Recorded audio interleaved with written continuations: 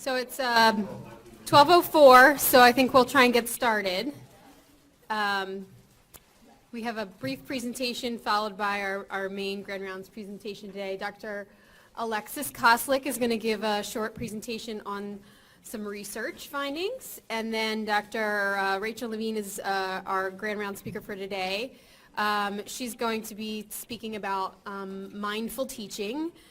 She's got a very impressive resume, amongst which is associate professor at Johns Hopkins in internal medicine in the general internal medicine division, as well as associate dean for education. So I will pass over the microphone to Dr. Koslick, and we will continue from there. I'm just going over a research study I did with Dr. Suskauer, and we were looking at physical activity and using that to predict recovery after concussion in a pediatric population. I have no disclosures. Oh, thank you. And so I'm just going to go over a little bit of the current literature surrounding concussion, and then mostly talk about our study and give some general recommendations at the end. So historically, the recommendations surrounding concussion have been for strict rest, whether it's bed rest or just refraining from school, refraining from physical activity. And that was the position statement from the national organization as recent as 2013, but more recently, literature has actually been challenging that and having kids and adults exercise earlier after concussion. So a couple of studies have been done in the emergency departments looking at kids who were participating in physical activity within the first week following concussion and found that they actually were recovering earlier and had lower symptom scores a month from concussion. There have been some other studies done in patients who have symptoms lasting longer than 4 to 6 weeks from their concussion and actually prescribing exercise and prescribing rehabilitation for these patients. And they found that everyone was able to recover from their concussions with more of an active program despite ongoing symptoms. So with our study, we want to look at kids who are referred to the rehab-based concussion specialty clinic, oftentimes from emergency departments or primary care physicians, and we wanted to evaluate if those kids who are participating in physical activity prior to coming to our clinic were recovering quicker from concussion than those who were following the REST protocol. So our concussion clinic is interdisciplinary. It has neuropsychology as well as physicians doing a physical exam, neuropsychological testing, looking for effort, memory, processing speed, attention, and then as well as a neuro exam, musculoskeletal exam, and a balance testing. And so we retrospectively reviewed data from September 2015 to February 2017, and the kids included in this study were ages 6 to less than 18. They had to have a diagnosis of a mild traumatic brain injury or concussion and present to our concussion clinic within 60 days so that we could tie this to a specific incident. And then at discharge from concussion clinic, they had to be fully cleared and allowed to participate in contact activity. We didn't include kids if they were lost to follow-up because we had no way of tracking when they were cleared.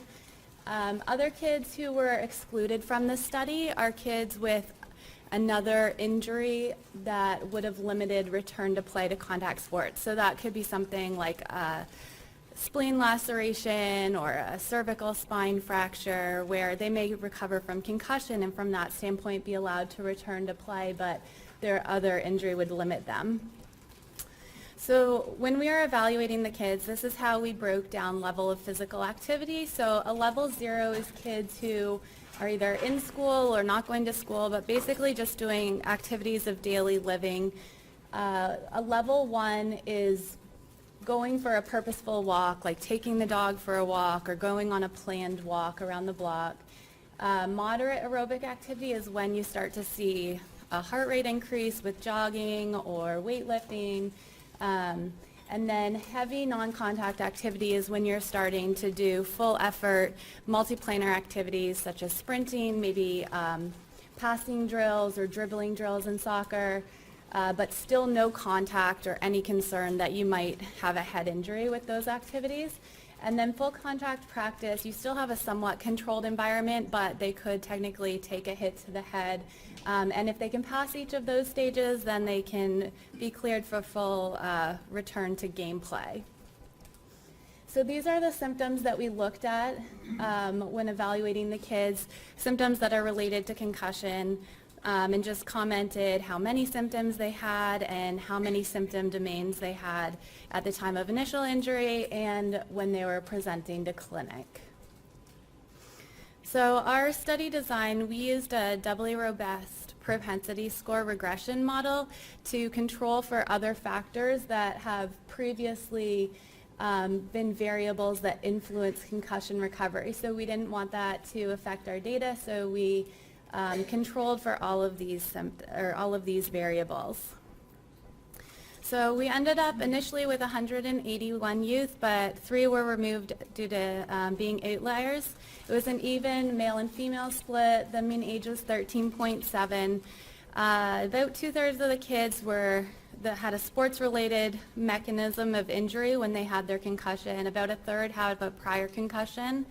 Past medical history and family history was significant for things like anxiety, depression, ADHD, history of migraines or headaches in almost 2/3 of the patients.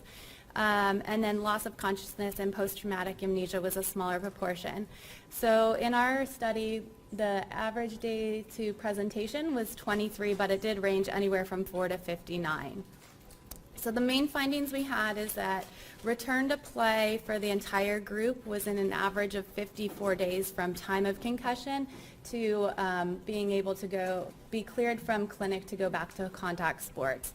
And as you can see here, there's a lot more kids in the 0 and 1 category, so either just ADLs or light walking, whereas very few were in the at least moderate activity, getting the heart rate up. So what we did is we actually grouped the no and low exercise together, and then all of those that were at least the level 2 moderate exercise. And when we did that, we found that there was a difference of 24 days for those who were participating in physical activity versus those who were not. And this is after controlling for all of those other variables. And so what we tried to do is match the 2 groups, the ones who were not exercising and the ones who were, for all of these variables, to say that there's no difference between the groups, even though at baseline there were differences based on these variables. So some limitations is we did have a low number in the exercise group. There were only about 21% of our participants in that group. And also clinic visits usually were about every 2 weeks or so if kids were coming back from follow-up. So the exact date of clearance was the clinic visit, but that may not have been the exact date of the resolution of symptoms. And physical activity, we just noted if they were participating in physical activity prior to their initial visit, but they presented anywhere from 4 to 59 days after their concussion, so that initiation of physical activity could have been at any point. But overall, what we can gather from this data is that it is safe to participate in physical activity even if you have ongoing symptoms, as long as it's done in a controlled manner where you're not risking further head injury. So you're participating in aerobic activity, maybe without a ball or without other people around, to help promote recovery. And one of the key things is, even though there's been other variables that influence concussion recovery, such as past medical history, age, sex, physical activity is one that you can actually modify and recommend to your patients. And this is our research team, so thank you. And that's it. All right.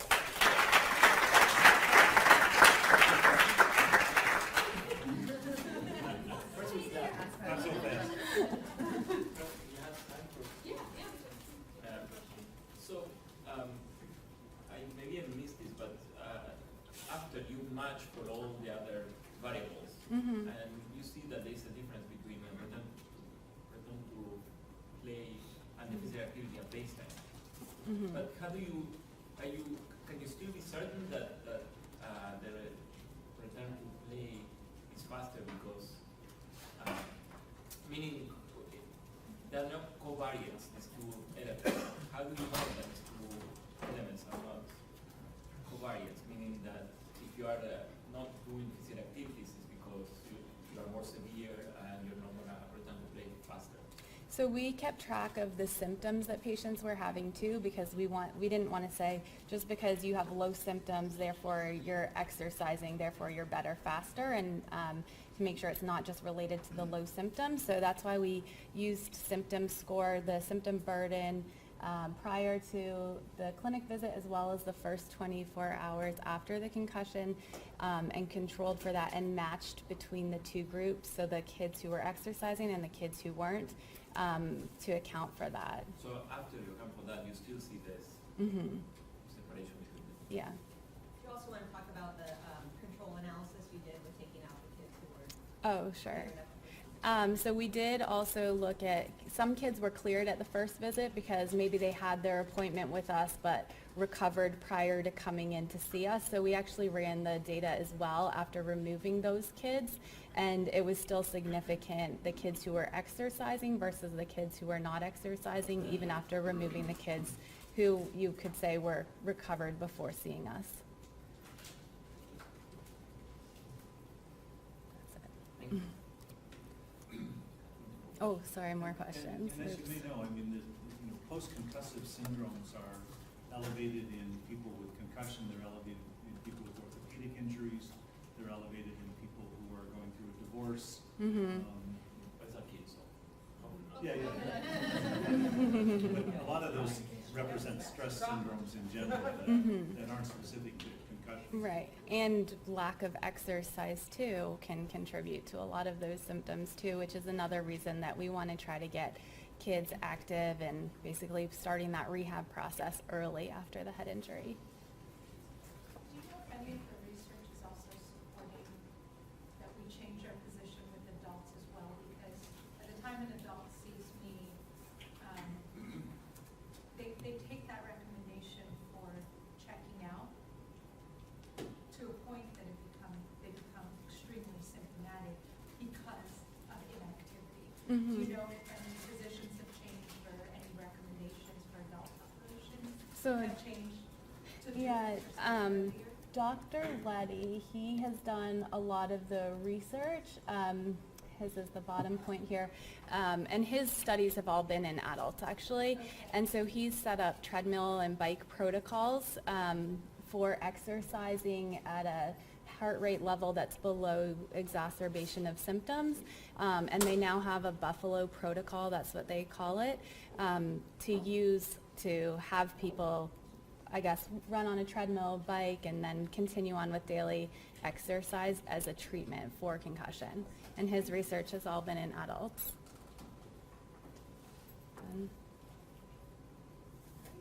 Okay, thanks.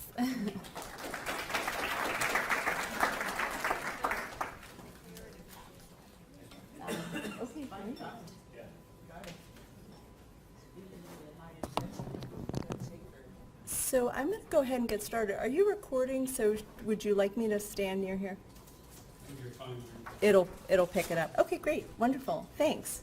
So thanks so much for the invitation to come and talk with you today.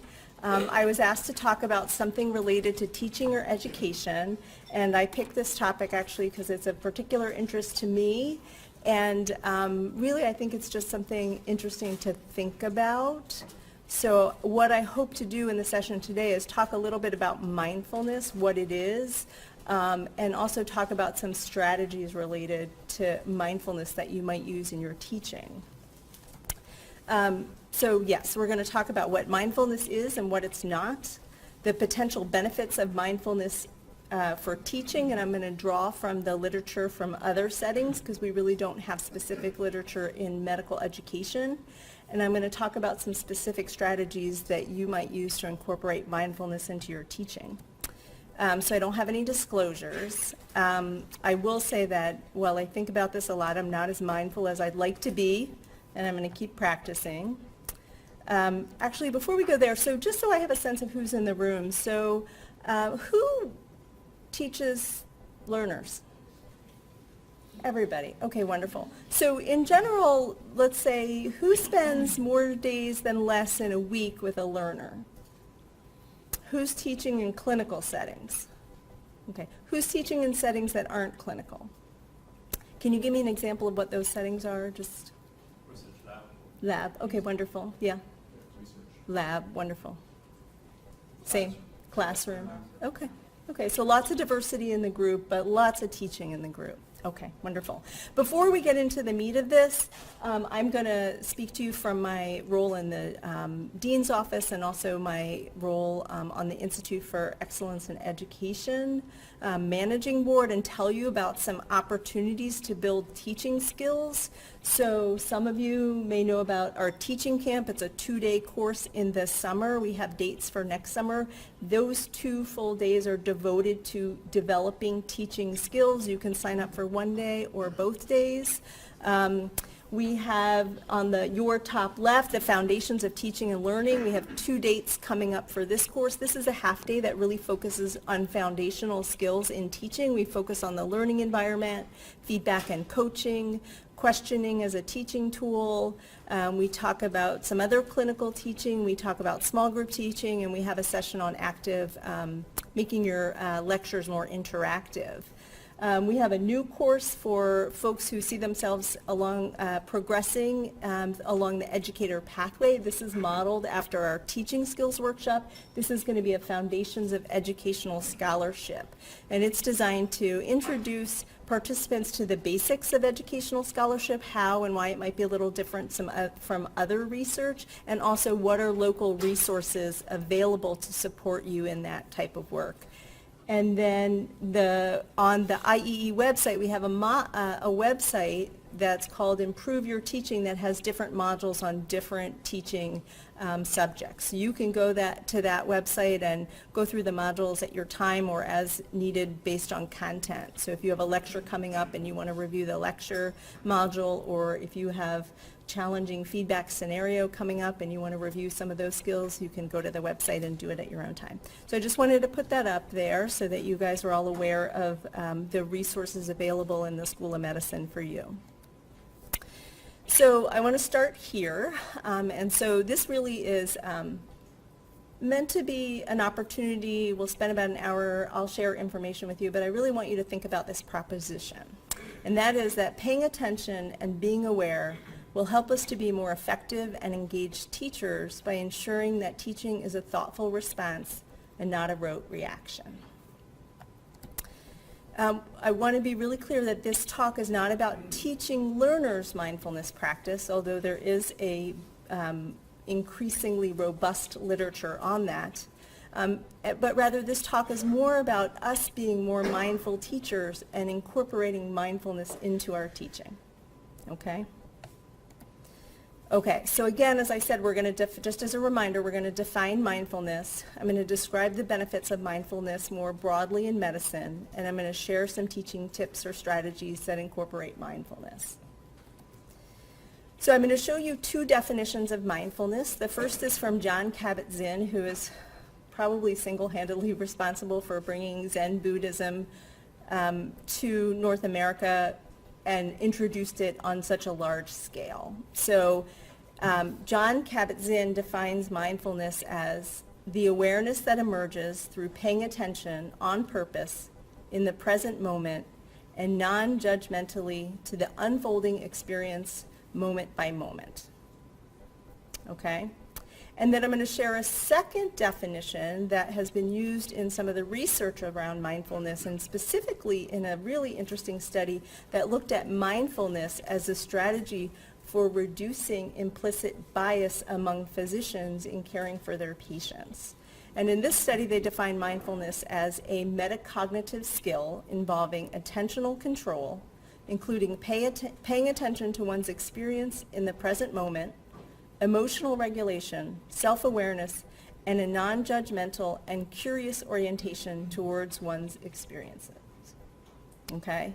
What I want to emphasize from these definitions is that mindfulness is really a set of skills and habits of mind that can be developed through practice.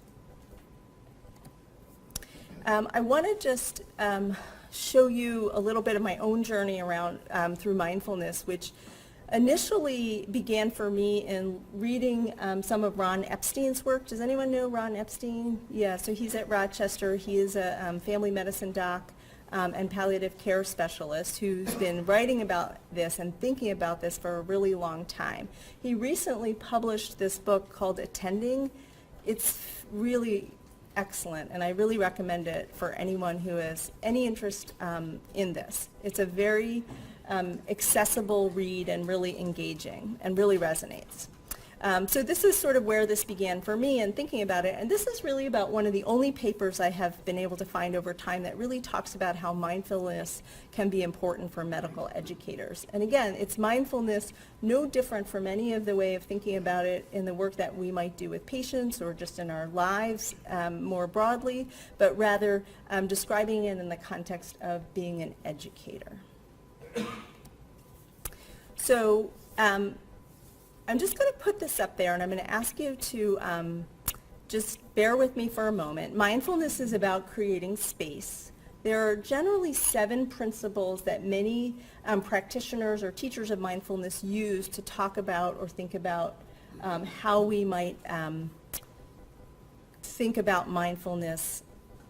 And I want you to sort of look at this list. I want you to actually notice what reactions you're having to this list as you see it, or what questions are popping up for you. And we're going to come back to it in a little bit and talk about it in a little bit more detail, okay? Okay, so now I just want to talk a little bit about some of the benefits of mindfulness that have been demonstrated in 3 settings. And these are some articles that these are drawn from, but there really is a very large literature on this. So I'm going to share with you outcomes in patients, physicians, and trainees, and I'm going to emphasize a couple of them. So some of the outcomes that have been noted as a benefit of mindfulness training are reduced stress and burnout, and this has been demonstrated in physicians and trainees, increased positive emotion and energy, sometimes described as resilience, among patients, physicians, and trainees, cognitive debiasing and flexibility among physicians, greater attentiveness and conscientiousness among physicians, greater comfort with uncertainty among physicians, improved safety. There's some fascinating studies that look at things like preventing patient falls, needle sticks, hand washing, and this has been demonstrated among healthcare providers and trainees. Improved empathy and person-centered orientation to clinical care among physicians and trainees.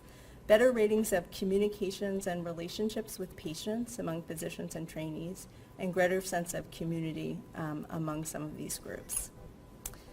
And this is an article that came out in JAMA in 2009, and Ron Epstein is one of the authors on this article.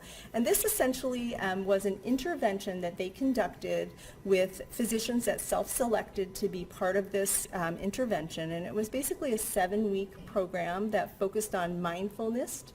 They also, so mindfulness in terms of different types of meditation and mindfulness practice. They also used narrative medicine, so a lot of storytelling in this program, and also an appreciative inquiry approach, which is essentially a model for organizational or individual change that focuses on what you're doing well and doing more of that.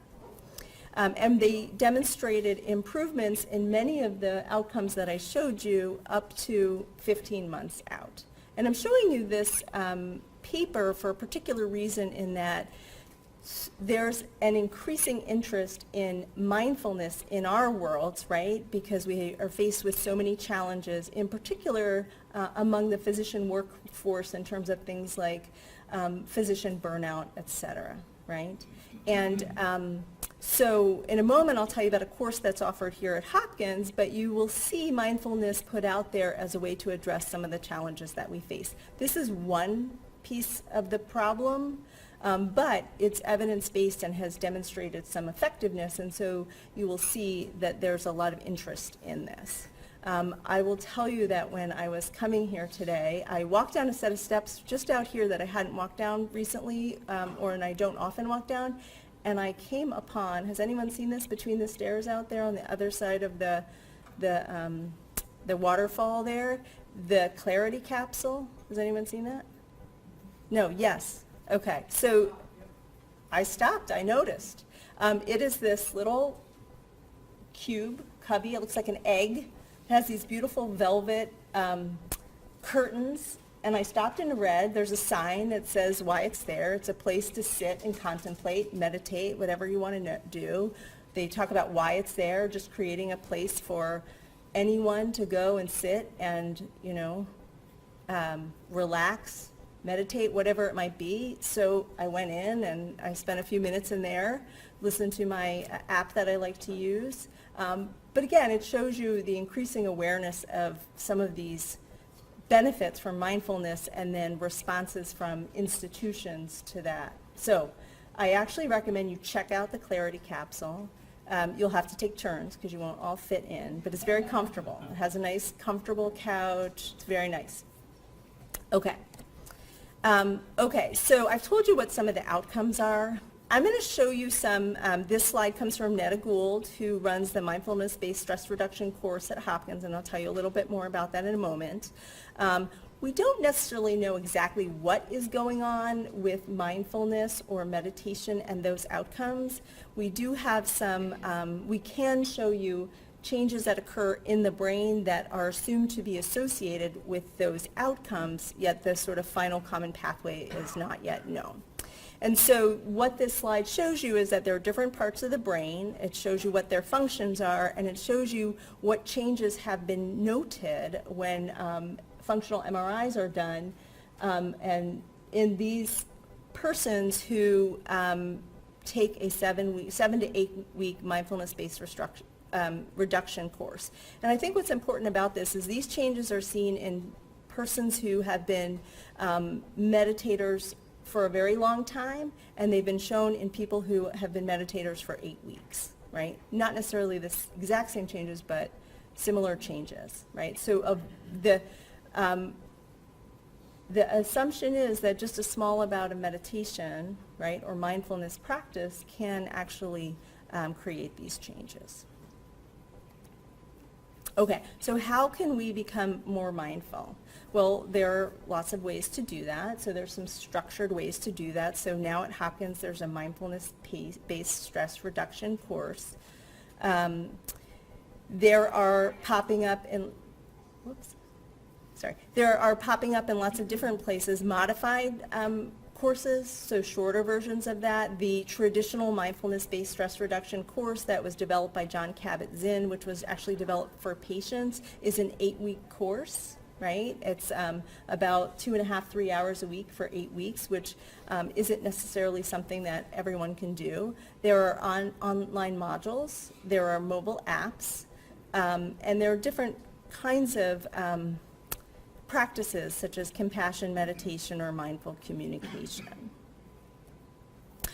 I wanted to show you this too, another example of something the institution is doing. So I don't know if anyone noticed this email the other day or knew that this was available, but the university covers the cost of Calm, which is probably one of the most used mindfulness apps that you can purchase. And so now Hopkins is paying for the premium access, which is a pretty good deal. So just so you know, you can do that.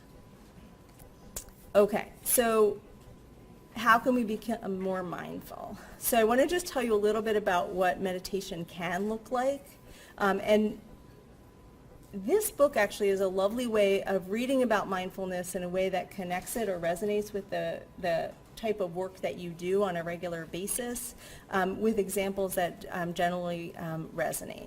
So I think of meditation as attention or awareness training, where I might practice a focused attention. So I might focus on my breath or focus on some other sound or image. Or I might practice an open awareness meditation where I might just notice what's happening. What does it feel like for my feet to be standing on the ground right now? What sounds am I hearing? What does it feel like to notice my clothes on my body? Those kinds of things. The other thing that you could think about are their informal practices, something that you just pay attention to on a regular basis.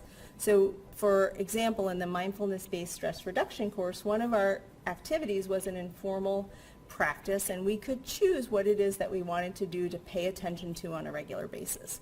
So some people chose something like washing their hands. And so each time they washed their hands, they made an effort to notice. What did it feel like to get their hands wet, to move the soap over their hands, to rinse their hands? What did the air feel like against their wet hands before they dried it on the towel, etc.? You might think about when you're walking from one place to another, instead of feeling rushed and hurried or looking at your phone, you might think about just noticing one foot touching the ground after the other, right?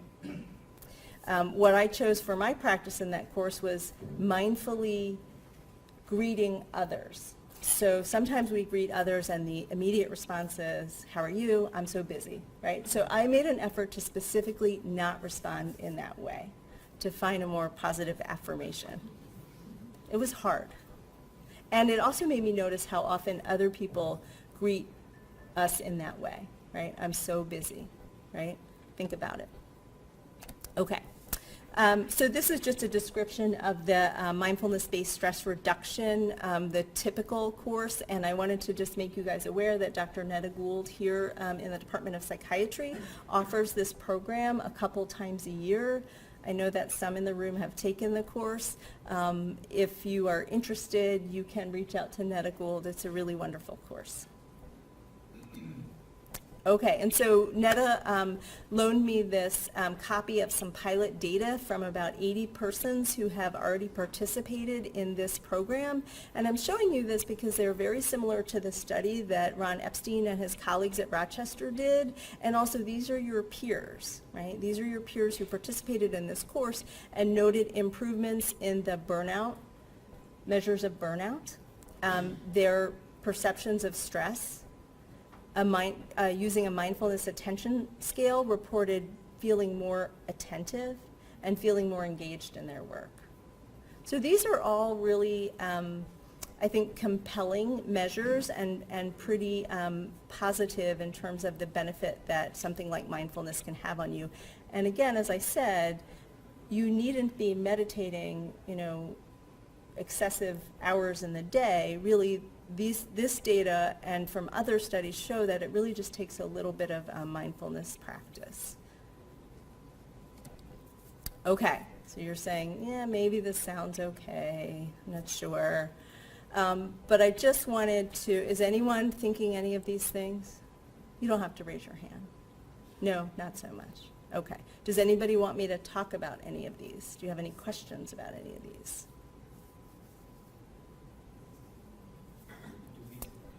Say it again.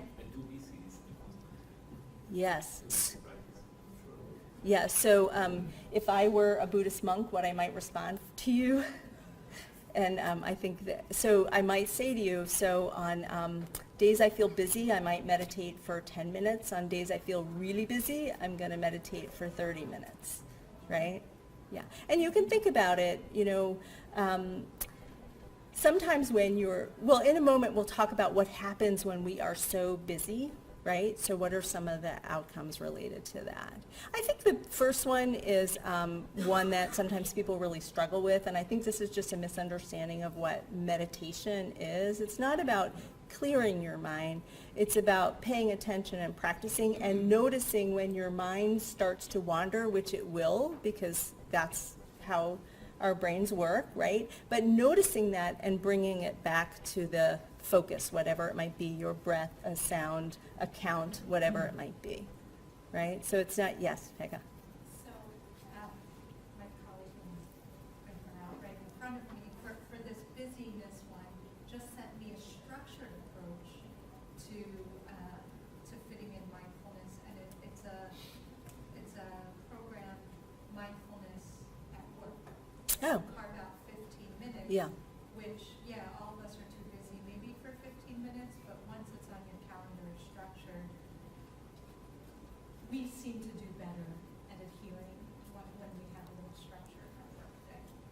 Yes, I will do. I think that, that's an excellent point. And the other thing that I would add is even if you feel like you can't find out, you can't carve out, 5, 10, 15 minutes to actually sit still and practice sort of meditation, you can practice paying attention, right? Everyone is going to walk out of this room and go somewhere where you could practice paying attention in that moment. Okay, and I'll give you some more examples there. But yeah, so I think you're absolutely right. If you just Google sort of tips for mindfulness, it's sort of all over the place. And there's an actual structured linked program that you can sign up for. Oh, so there's a little bit of accountability there too. Okay, yeah, that's helpful for a lot of people too. Yeah. Okay, so, yes. Do you want me to go back to that slide? Well, yeah. Sorry, there we go. As someone who has practiced it for a couple of decades, I can tell you I am more productive if I do this. Yeah. And the second to the last bullet, I know I'm no good at multitasking. Right, and there are good studies to show us that we aren't good at multitasking. Can you say how you know you're more productive, or what's your sense of how that works for you? It's, part of it is I get the same amount done without feeling busy. So I'm more productive in the sense of less effort, less feeling stressed. Yes, yes, so, Overwhelmed. yes. Less of that feeling overwhelmed, stressed, anxious about getting it done. Okay. Yeah. And also, a couple of ways of looking at things, even with a very difficult patient, there's something good about what you learned or you did or helped them to do something, and you can, I think we can really only think of one thing at a time. So if you're thinking of that positive thing, you're not thinking about how draining you feel. Yeah, yeah, or what's happening when you leave the room, or all the other patients you have to Right. see. If you can focus in that moment on the patient, you can accomplish more. Yes? One thing that I heard from a teacher was sort of thinking about being hurried versus being quick. Mhm. Sort of two different things in the sense that when we feel busy, a lot of times we sort of feel hurried, but a lot of that is sort of self-imposed. There's this kind of our brain that sort of imposes something on it. But the reality is that we need to be quick in medicine. We have to make a lot of decisions and things like that. And so that, for me, was really helpful to kind of think about those things differently in terms of our busy lives. I just wanted to mention that. Yeah, I think that's a wonderful observation. And I've noticed as I practice mindfulness more that there are times when I feel very busy or overwhelmed, and I think, oh, I'm never going to get this done. I have all this to do. And then a little bit later, when I've accomplished some of it, all of that goes away, and I try to sort of remember in the moment, there's not that much different between here and there, and, sort of how can I change my thinking a little bit around that, so reframing it. So that's a wonderful point. So I want to pause here, and I want to ask you guys, what keeps you from being mindful? What keeps you from paying attention? What keeps you from awareness in the present moment? Worrying about things that aren't happening at that present moment. Yeah, so you're thinking about yesterday or tomorrow or whenever. Okay, yeah. What else? It's very hard to be present in the moment. Yeah. I think when you think about kind of contextualizing what you're doing in the context of all the things that you need to do. Yeah. Mm-hmm. I think about it as being in my head, Yeah. not being in my body. Oh, say more about that. Help me understand that more. It's kind of like just paying attention to the thoughts that are in my mind. Yes. About the things that they have mentioned, like before or Yeah. after, or what I need to be doing, or how much I need to accomplish. And then when I am not in my head and I'm in my body, it allows me to be more present and Yeah. kind of connect with the sensations in my body, and it just helps me kind of ground. And Yeah. then the thoughts in my brain kind of slow down, and I Yes. become more able to kind of be productive. Yeah. Pace myself and Yeah. That's a wonderful description. I'm glad that you were able to share that, because I think that's exactly right. You're got all these things going on in your head, and if you can't just notice them and just put them here and note, and then be in your body in the present moment doing what you're doing, right? That's a great description. Yeah, how about here and then in the back? I think we all have a tendency to be able to be mindful towards things that we are passionate about or that we care about or enjoy. Mm-hmm. And when we don't necessarily have that same passion or enjoyment for that thing, then we are less able to be mindful. I'm thinking about just having a daughter or a baby, and that seems to be one of the things that I can always be mindful toward. And why is that? Versus the task at work that feels stressful or, X, Y, or Z. So I think when we can find our passion or love or joy towards something, it's much easier to be mindful toward that thing. Good. Sam. I think as healthcare providers, particularly rehab, maybe across the board, we're having crucial conversations all day long, where we're talking to patients who are going through very stressful times. They can often be hostile, or upset, depressed, and a lot of that rubs off on us. And so when I think about what keeps me from being mindful, it's like planning for those conversations, debriefing myself from those conversations after I've had them. Yeah. And all that takes away from that mindfulness that maybe would make me more effective in those conversations. Can I add a little bit? Yes. Kind of piggyback on that. I have found in my practice that using my body to meditate, to actually practice like a movement meditation. Yeah. Practice has really helped me kind of all that energy from the conversations that we were talking about and all that kind of charge throughout the day to kind of use my body to metabolize that energy. And it sounds really hippie, but it really works for me. And I kind of diffuse that. Yeah. And that's what's helped me. In my Yeah. practice. That's a great point, because if you didn't diffuse it, what would happen? And we'll get to that in a moment. Yeah, let's take one more. What keeps you from being mindful? I was just going to say, so I sort of think of a lot of the stuff that we have to do in let's say if we're reading a paper or, you're doing, say, a research project, in some ways you have to start engaging in your mind. I think the nature of what we do requires us to start thinking, and I think the part is you sort of you get caught up in that, and it's sort of hard to, what's the cue to kind of get you out of that state? And so I think just kind of the nature of what we're doing, I think makes it easy to get caught up in that kind of brain state. Yeah, you have a lot to think about, right? Okay. So many of the things that you all just talked about are things that keep us from being mindful. We just have a lot to do. We have a lot of information coming at us. Whenever I look at this slide, I just think epic.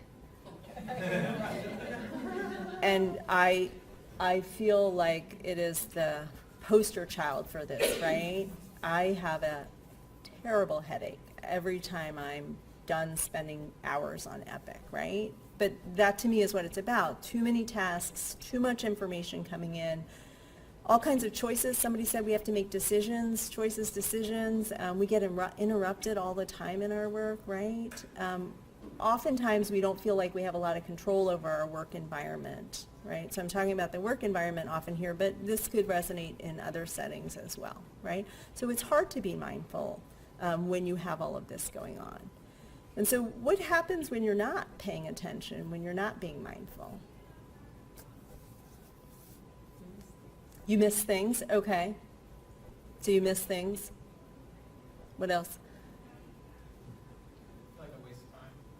It feels like time is wasted? Like, Yeah, sometimes you could be thinking about stuff you have to get and you don't realize that a few minutes have passed and you haven't actually worked toward the meeting. yeah. Okay, what else? Yes. Well, that suggests you get hurt. You could, or you might hurt others. You might unintentionally maybe, react, right? You might bite. Yep.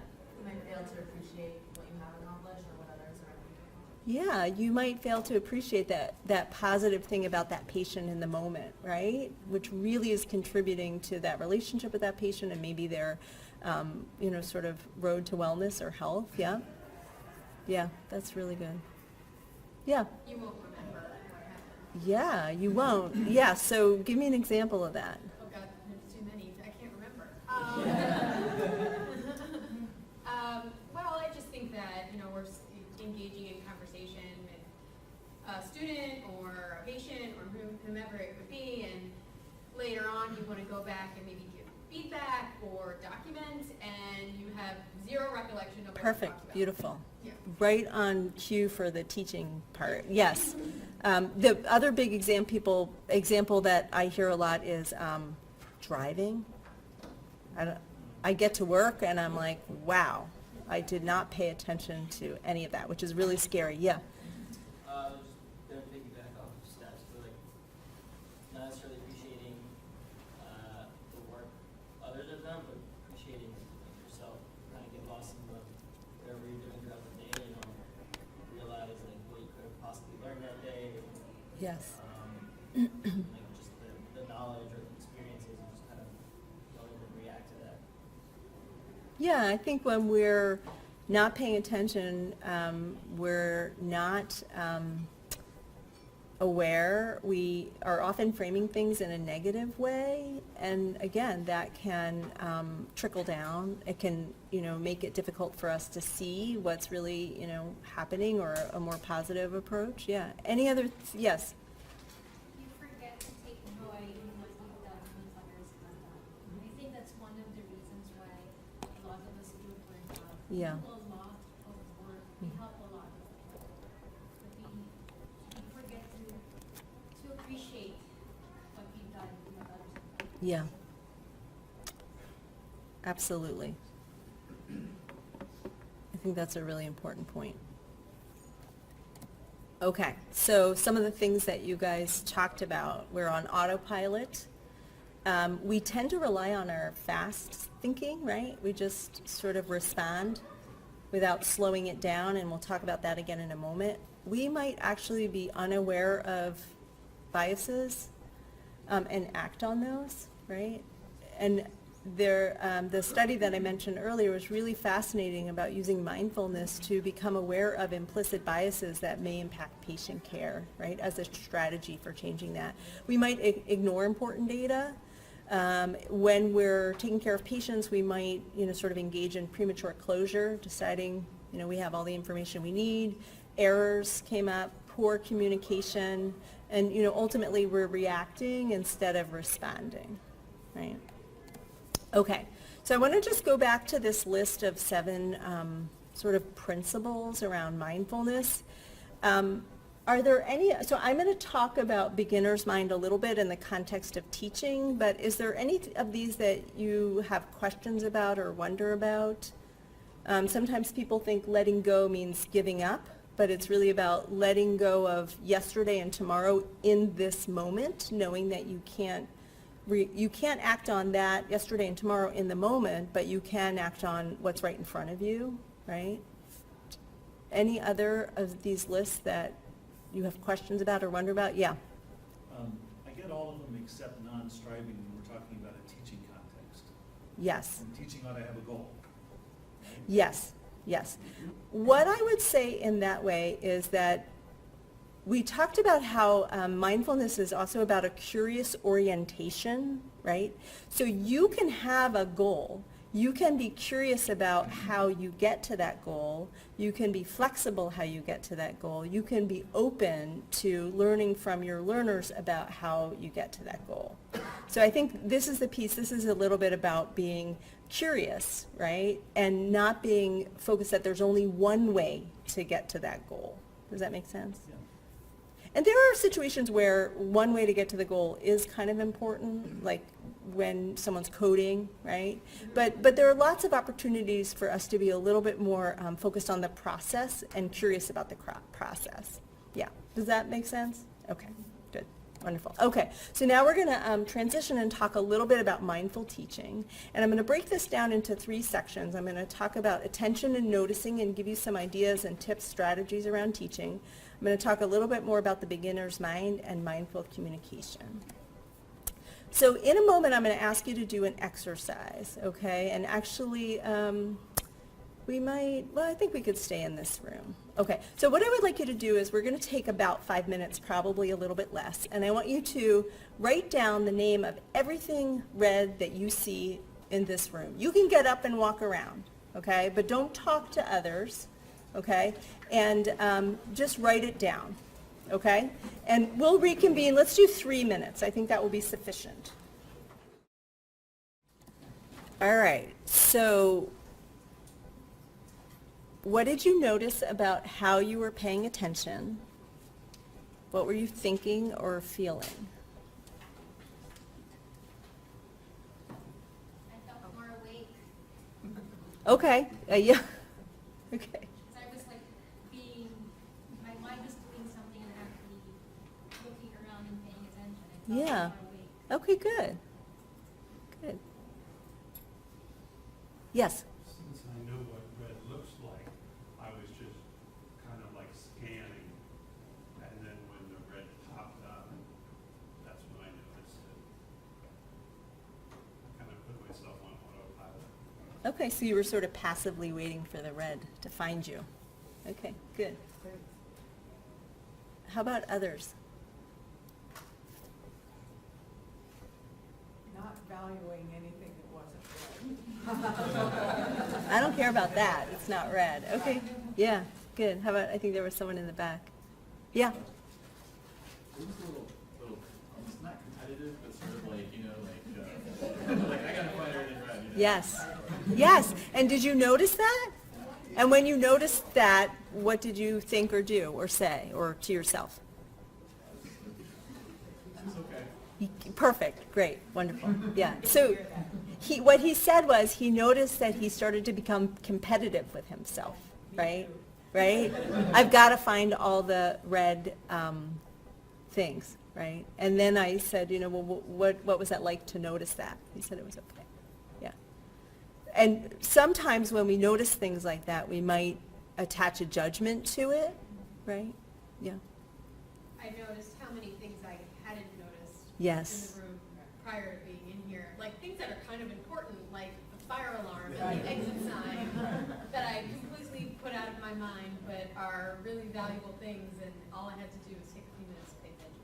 Yeah, excellent. So you noticed things that you hadn't noticed before because you were paying attention. Yeah. Anyone else want to share what that was like for them? Yeah. I didn't realize how important those signs were. I was just more so, it was like a hyper focus on just red. So you saw red, but not anything else. Yeah, exactly. You didn't see that it was the exit sign. Yeah, I mean, I did just because I had to Right, but it didn't register. Oh, that's the exit sign. That's important. Yeah, exit sign, things, you know. Yeah. Good. Great. Yes. I was at ease knowing what I was looking for. So you felt comforted knowing that you knew what you're supposed to be looking for? Is that what you're saying? Okay. Okay. You thought it was going to be a big, tricky test. But it was okay. It's good. Okay. Wonderful. So you felt comfortable having a task and knowing what the expectations were. Okay. Wonderful. Great. So there's no right or wrong to this exercise. It really is just an exercise in noticing, right? Paying attention. And also, though, noticing what does it feel like when you start paying attention, right? And how easily your brain can go to, I got to find all the things, or hey, that's really important, or what am I not noticing, or getting laser focused, right? But just noticing all of those, right? So just before this slide, I showed you guys an image. I'm going to show you the image again, and I just want to curious if anyone notices anything different about this image, or maybe something they didn't notice before. So what do you notice? I see more red. You see more red. That is true. Yeah. What else? It's a giant letter. There's a giant letter. Did everyone see the letter? Yeah. From the first time? Yeah. Not everybody does. And you could see how if you weren't paying attention or if you were focusing on something else, you wouldn't necessarily see that letter.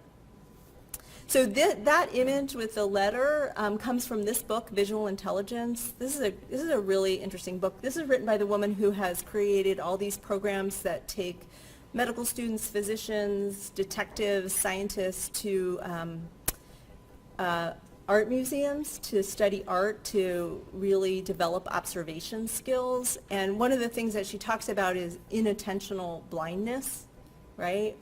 And, of course there's an Osler quote that fits perfectly this, right? But we miss more by not seeing than not knowing, right? But this is a really wonderful book if you are looking for something to read, to really kind of develop skills around this. And while her focus is on visual attentiveness, right, there's a lot of sort of mindfulness incorporated in this.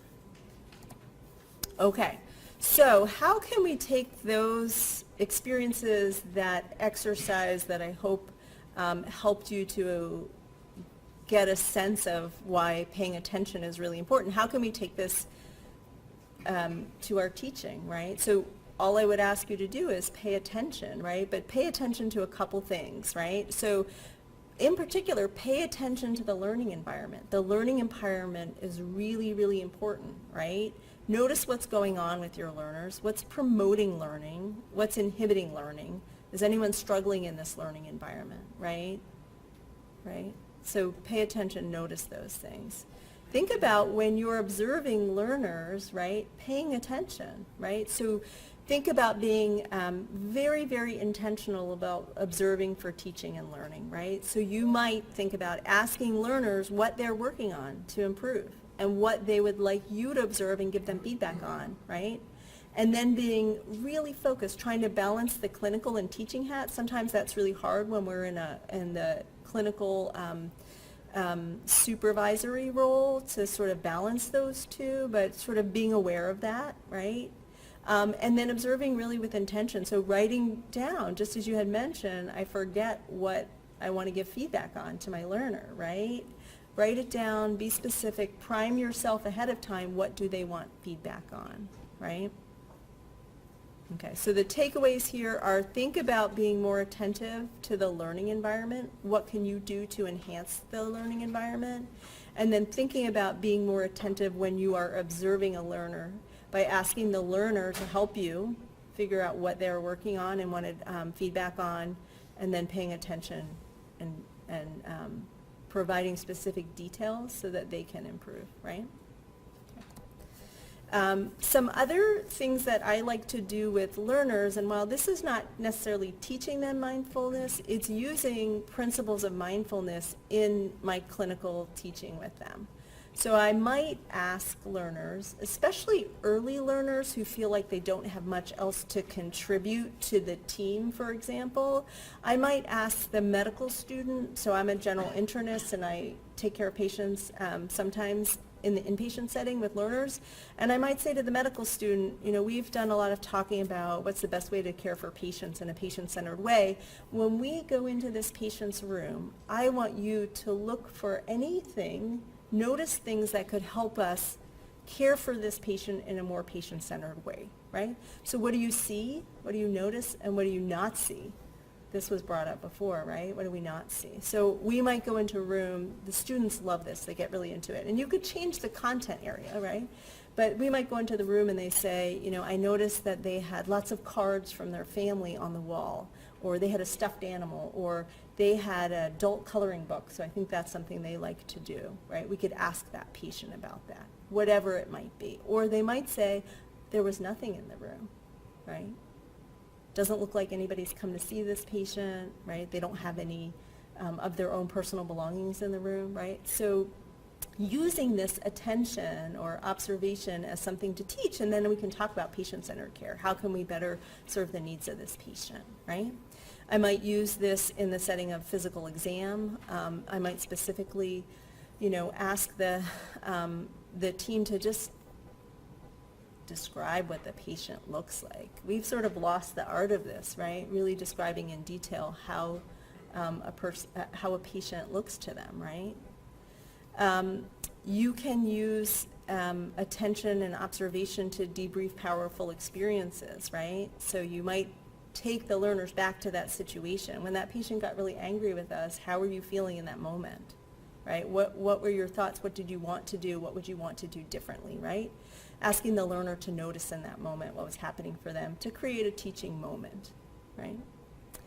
And then really role modeling in it in an intentional way. So I might invite learners to watch me, and I might be very explicit about what I'm intending to do with the patient, right? Okay, I'm going to have a conversation about X, Y, or Z, right? I'm going to really practice, using language that this patient can really understand, and I'm going to really try to get a sense of what this patient's goals are, for example. Tell me how I do on that. What do you notice that I do to accomplish that? How could I have done that better, right?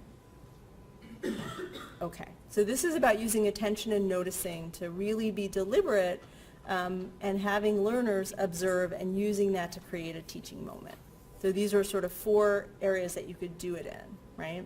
So observing the patient, physical exam, using it to debrief something that happens that was difficult or challenging or a powerful experience, and using it very explicitly to role model things that you want to teach learners. Okay, so now I'm going to shift to the beginner's mind. I think this is a really lovely concept for thinking about the work that we do with patients and with learners.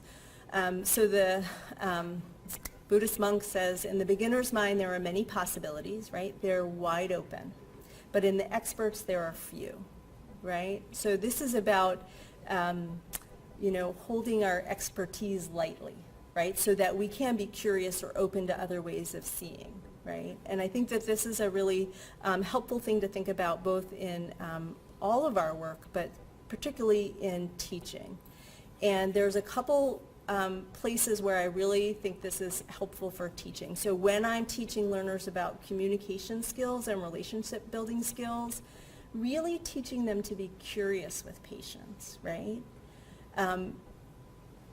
Using what I would call respectful curiosity to understand differences or to understand the patient's perspective, right? Asking those questions, not making assumptions, being open to whatever the conversation might take them or lead them to, right? Becoming aware of biases in the moment, right, when they're taking care of patients. Using non-judgmental questioning. Framing conversations through empathy. Sometimes if I feel like in the moment I'm having a really challenging conversation with a patient or I'm having trouble connecting with them, I might pause and think to myself, first of all, I might say, well, why am I feeling like this isn't going well? And I might say, am I assuming something that might not be true? Maybe I need to step back and recheck this.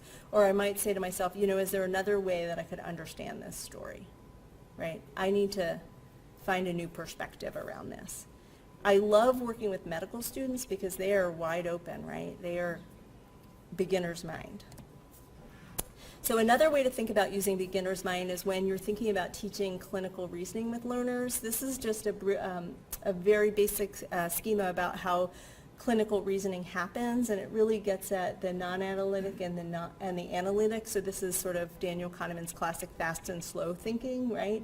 So the non-analytic is really fast. This is our pattern recognition. This is what experts who walk into a patient's room sort of magically know the diagnosis, and everyone, all the junior learners on the group are sort of like, how did you know that, right? It's about pattern recognition, all of these things, right? The analytic component of clinical reasoning is when we slow down, it's more deliberate, it's deductive, we're building on information to help us collect more information, et cetera. We're testing hypotheses.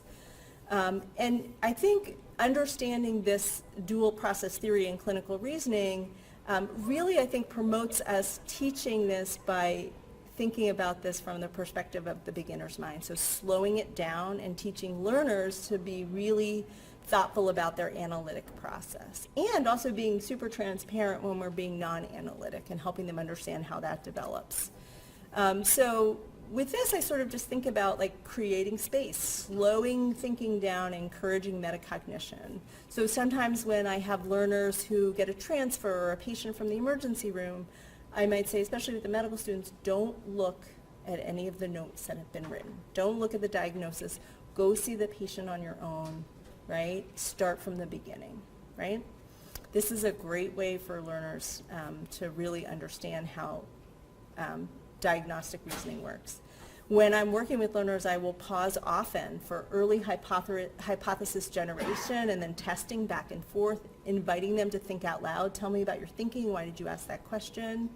I might try as much as possible to coach them or role model how I'm balancing, again, this pattern recognition and the back and forth, like speaking out loud about why one thing makes me think this way or another makes me think that way, right? And helping learners to create a mental awareness around this by using language for like, well, here's my approach to weakness, right? Or here's my approach to dizziness, as an example. Or when I'm working with a learner, what's your approach to anemia? How do you think about this, right? Slow it down. You know, this idea of role modeling uncertainty, so much of what we do as physicians is uncertain, and that's something that learners need to begin to understand. And so again, you know, how do we demonstrate to them holding our expertise lightly, right? And then the last one is just a mnemonic that I think is a way of thinking about how you can slow down thinking for clinical reasoning. It's called CETO, and it just CETO. So it just reminds you of these components that can result in errors in clinical reasoning, right? But they're really about slowing it down. It's about metacognition, thinking about thinking. So second opinion, this is really a recognition of, you know, my limits of knowledge or memory, right? So do I need to ask myself, you know, do I need help in this situation, right? Is there something that I need an expert to help me, someone who sees this diagnosis all the time who could say, yes, no, here's what you need to do next. I might want to slow down if I'm you know, really relying on my non-analytic, right? My fast thinking, so that eureka moment, right? Is this pattern recognition? But I really have to ask myself, well, you know, what data doesn't support this? What else could this be? Which leads to anti-evidence. You know, what other data am I ignoring? Again, thinking about the process of clinical reasoning. Sometimes it might just be, you know, am I overconfident here? Should I slow it down? And then what else could I be missing? So there's a lot of overlap here, but again, ways to slow down the thinking. And again, I think we can train our learners to similarly slow down their thinking. Okay, so the last piece that I want to talk about is mindful communication as a teaching strategy. I really like this quote, and you can, so most people do not listen with the intent to understand, they listen with the intent to reply. So you might imagine how many times you're having a conversation with someone and you just can't not talk. You have to say something or fix it or give advice or whatever. We're often, you know, that's our jobs. That's what we're supposed to do. I just want us to think about that because there are times when this can get in the way, right? So what we're going to do right now is we're just going to do a quick exercise around mindful communication. So I want you to think about a time when you were not as mindful as you might like to be. What are some of the factors that made it difficult to be mindful? It could be any situation. What were some of the consequences? If you want to write something down, you can. And then I'm going to ask you in pairs to share your stories, but there are very specific instructions, expectations about how you're going to share your stories. So one person is the storyteller, and the other person, the listener, should spend most of the time listening. You may ask questions to deepen understanding, and I would encourage you to think about using curious questions. So these are questions that only your partner could know the answer to, right? And as much as possible, try not to interrupt or interject your own story or interpretation, advice, or fixes, right? And because again, we when we talk to people, we listen for something that resonates with us, something that we can share related to that, okay? So what I would invite you to do as you're listening to a story, each time you feel like you'd love to interject something, I just want you to sort of take that feeling and that thought and maybe that idea and just like set it down gently next to you on the table. It will still be there. You can come back to it if you want, but just consciously be aware of that urge and just set it aside without judgment, right? Because it will happen. That's how we function, okay? All right, so I'd like you to go ahead and get started. We're going to take maybe 2 minutes to think of a story, maybe jot some notes down, and then I'll invite you to talk in pairs, okay? to get both people to do a story or only one? If we don't have time for both, that's really okay, because there's benefits to both parts of the exercise.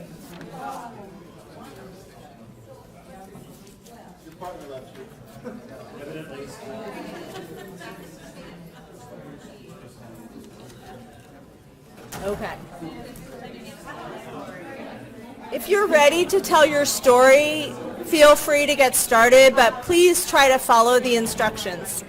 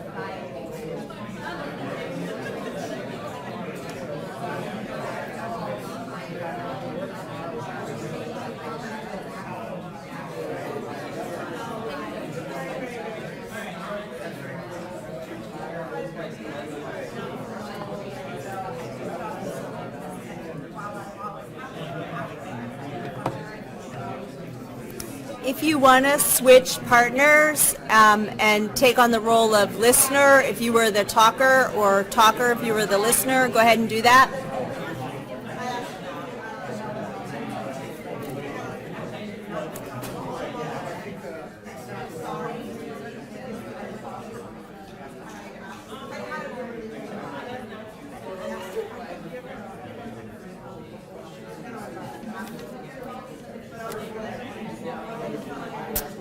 Okay, I'm going to ask if we can all bring our attention back to the front of the room. I'm going to interrupt your stories. So I want to ask, I hope that you were able to follow the instructions. And I'm curious to know, for those of you, so who was predominantly a listener? Great. Okay. So what was it like to listen mindfully? It felt comfortable? Okay, good. It was hard. So it was hard. Why was it hard? I'm an interrupter when people like to talk. Usually I like to, engage in conversation like that. So in this exercise, were you able to be a little bit more aware of that? And okay, and typically, are you aware of that? Yeah. Yeah, and do you attach judgment to that usually? No. Okay, I'm just asking. Okay, wonderful. So you were really kind of mindful of that in the moment. Was it hard not to interrupt? Yes. Okay. Could you actually think in the moment of, okay, I have this thing I want to interrupt, and I'm just going to set it over here for the moment, and really focus my attention on my partner? Yeah, but I think the hard part about it is that you feel like you have something really important to say in that moment, and you don't want to forget it and go back to it later. And then frequently you'll just say like, oh, I'm going to note this down and tell the person later. And then by the time I go home, I'll realize that I didn't tell the person what I wanted to tell them because I was being mindful in that moment. Okay. And what did you notice about your listening? What did you hear or?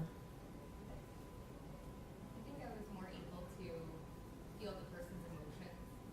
Okay, so definitely some more connection or being a little bit more in tune with the speaker. Okay, great. Other listeners? Yeah, well, your story was so interesting that I was fascinated. I didn't have, I was pretty sure I didn't have anything to add other than when you finished, I said, what'd you do next? Great, perfect. That's a curious question. You couldn't know the answer to that. Wonderful, and that keeps the story going. Terrific. Okay, great. Others listening? In this context, I found it refreshing.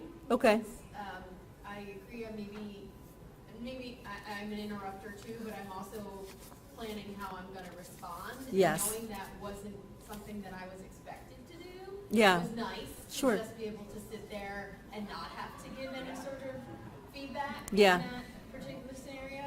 And I definitely feel like I heard more of the details, and I think I sympathize more. And I was also able to think a little bit about my own experience and how I would do things differently if I were in that scenario. Great. That's great. Okay, let's take one more listener, and then we'll hear from a speaker. Yeah.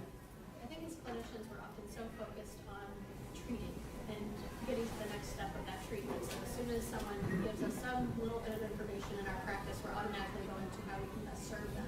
Yeah. And that's often kind of the culture where we work as well. Yeah. How we best serve the patient. Yeah.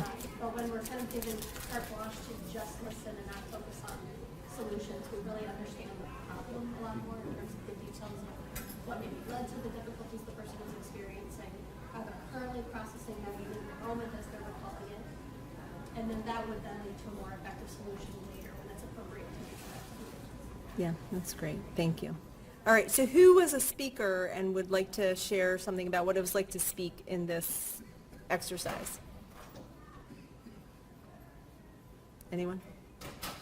Yeah.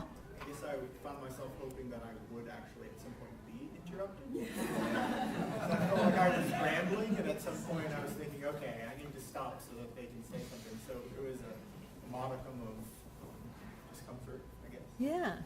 And you noticed that discomfort. Yeah. That's interesting. That's not the first time that I've heard that, right?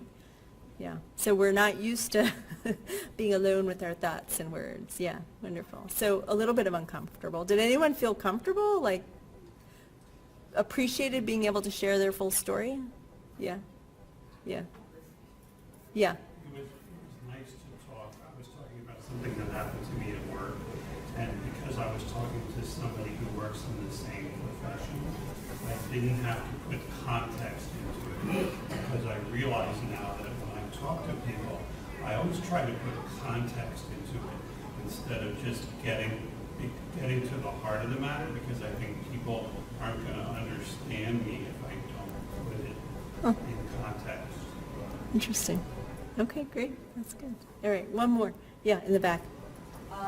I definitely felt the pressure of, oh, I need to make this story interesting. Not because my listener was my listener was an excellent listener, but I was suddenly like, oh my gosh, my story is actually kind of stupid, and you know, like I was kind of forced to hear myself and listen to myself more because someone else is being so attentive. Yeah, so one thing I would say is when we pay attention, sometimes we begin to attach judgments to what we notice, right? And so one of the pieces of mindfulness, right, one of the practices is really trying to approach that with non-judgment, just noticing it.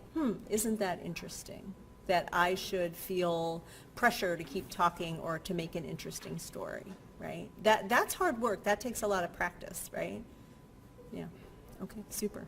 All right. So how could we think about this kind of communication in a teaching setting with learners? Well, what if we use this in feedback, right? What if we invited a learner to share their perspective, right? And we approached it with curiosity, right? They might do a lot of the talking and actually come up with the issues and the solutions on their own, right? When we trust our learners, because in many situations, they can do that, right? We can use this type of language when we're coaching learners about getting better at something, right? Right? Figuring out what their perspective is, what's their frame, how are they understanding what's going on to help them maybe see it a little bit differently to improve, right? It might be helpful when we're working with a learner who's really struggling through remediation, right? Or around more challenging issues like professionalism, right? Or, you know, when debriefing mistakes, errors, critical events, right? This kind of language, really listening to others. The other way that we can use mindful communication is when we're really thoughtful about how we use questions, right? We use questioning a lot in medicine, right? But we can use them, I think, a little bit more mindfully, right? So we can use questions to assess a learner's goal in learning, right? So what are you working on? What would you like feedback on? What are some learning points for you today? What is still unclear, right? Maybe assessing where a learner's learning stance is, right? Is there anything going on for you that's making it hard for you to focus on your learning, right? Maybe using questions in a way to probe deeper learning as opposed to just have them feed you back information or a list of causes of an illness or whatever it might be, but to really have them think through processes, right? Explain your thinking to me. How is this situation with this patient different from that other patient, right? What will you think will happen? What do you think will happen if we treat with this, or if we stop that medication, right? Or if we make this recommendation, right? I think mindfulness is a great sort of metaphor for making space for learners to respond, right? And valuing their responses, right? And really avoiding the sort of what am I thinking question, right? Where there's only one right response, right? This is, I think, the non-striving piece, right? Okay, so that sums it up. So I'd love for you to think about mindfulness, incorporating more mindfulness into your teaching, right? And I would love to hear if you would like to share something that you learned today or something that you think you'd like to do differently in your teaching or just in general based on the discussion that we've had together. And we have 1 minute to do that. I try to stay mindful of the time.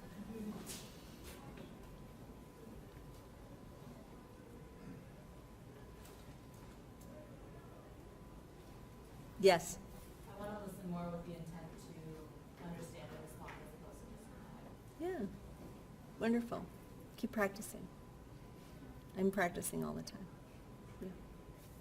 Is there Just being less focused on the clock. And Yeah. in a moment, it's okay that 2 or 3 extra minutes that you spend doing something is not going to totally throw your whole day off, but may actually make it more productive, and that it's being attentive and not worrying about time. Yeah, good.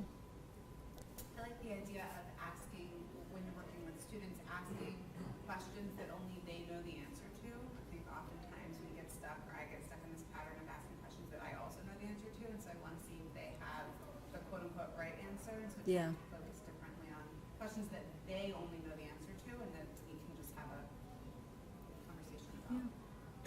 Yeah. I learned that the less time that you think you have to be mindful is the more time you should probably spend being mindful. Yeah. Yeah. like to share one thing that I already do, the much maligned EPIC. You know, before we click print after visit summary, we're supposed to answer, is there anything else I can do for you, or anything else you want to tell me or ask me or something? Yeah. And sometimes they've been working on something the whole visit. I call it a doorknob communication, that you almost have your hand on the doorknob and they say, oh, one more thing, and it might be the most important thing of the visit. Yeah. Yeah. So making space for that, right? Yeah. Good. All right. Well, thank you all very much. Thank you. I enjoyed being with you.